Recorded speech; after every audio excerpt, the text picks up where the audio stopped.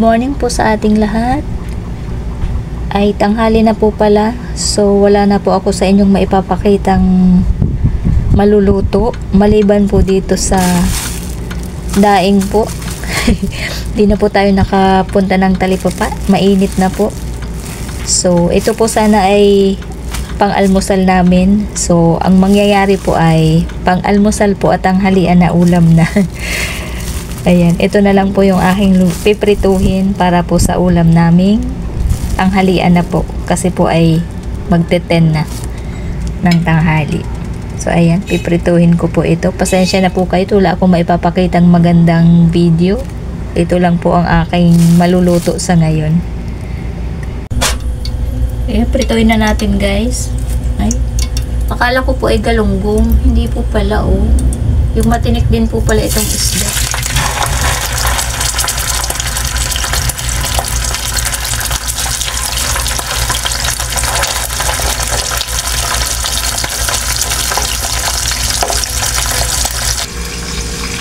So habang piniprito ko po yung daing na sariwa, magagawa po ako ng sausawan.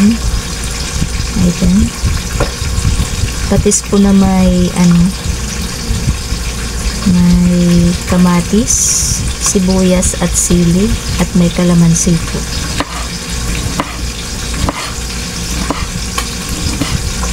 So baka mamayang gabi na po ako magluto ulit ng mauulam para sa hapunan.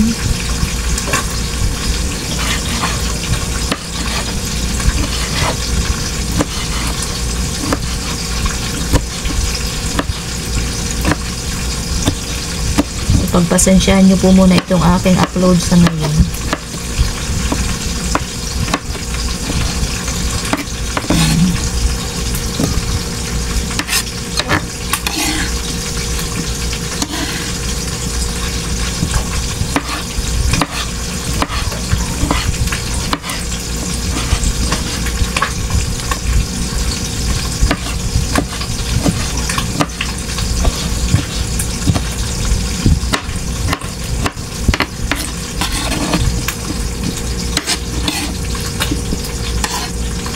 And guys, yung ating sili guys ay maliit lang dahil baka po manghang sobra. Hindi po kayanin ng kasama nating isa. Ayan, so ito po yung aking patis na ilalagay. Ayan, hindi po yung bagong isda. Ito po kasi walang amoy.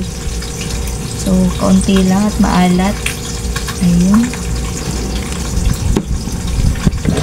Lagyan po natin na kalamansi po at sibuyas.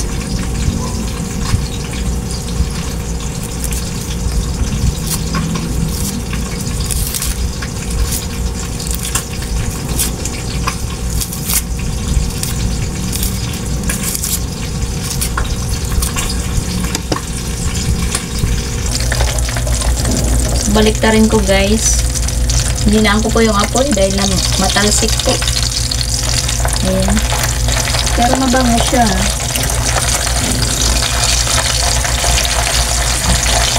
Ayan. Ito lang po ulam namin kasi may tira pa naman po ako nung niluto ko po kahapon yung pusit pong may gata sa talong. May tira pa pong kaunti. Kaya okay na po itong aking mauulam sa ngayon. Ituloy na po natin itong ating sausawan. Ayan, meron na po siyang kamatis, sili at sibuyas. Lagyan po natin itong kalamansi.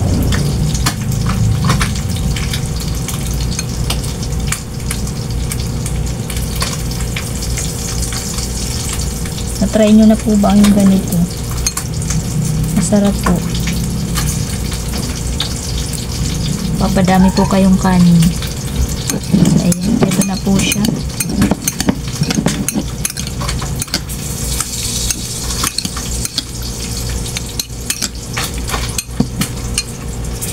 Bango po. Hindi po siya amoy patis na wala pong amoy patis. Mas may amoy pa nga po yung bagong isda. Ito po ay wala.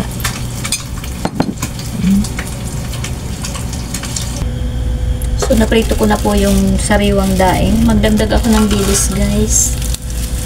Kasi parang ang sarap po sa kamatis. Ayan.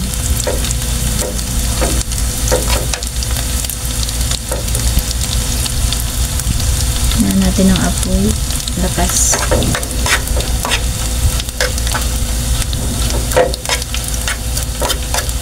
Ito po yung aming kain na agahan, sabay tanghalian na po.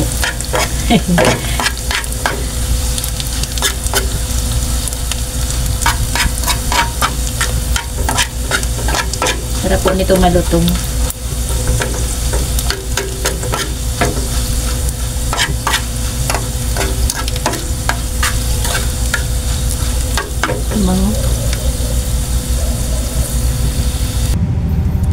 So guys, ayan, okay na po. Luto na po yung ating prinitong daing na medyo po siya sariwa, hindi po talaga siya yung tuyong-tuyo.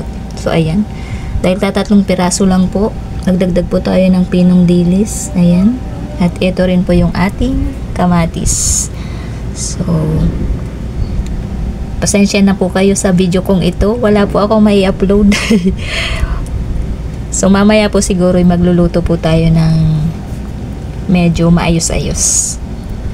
So maraming salamat po sa inyong lahat sa walang sawang pagsuporta at panunood sa aking mga uploads.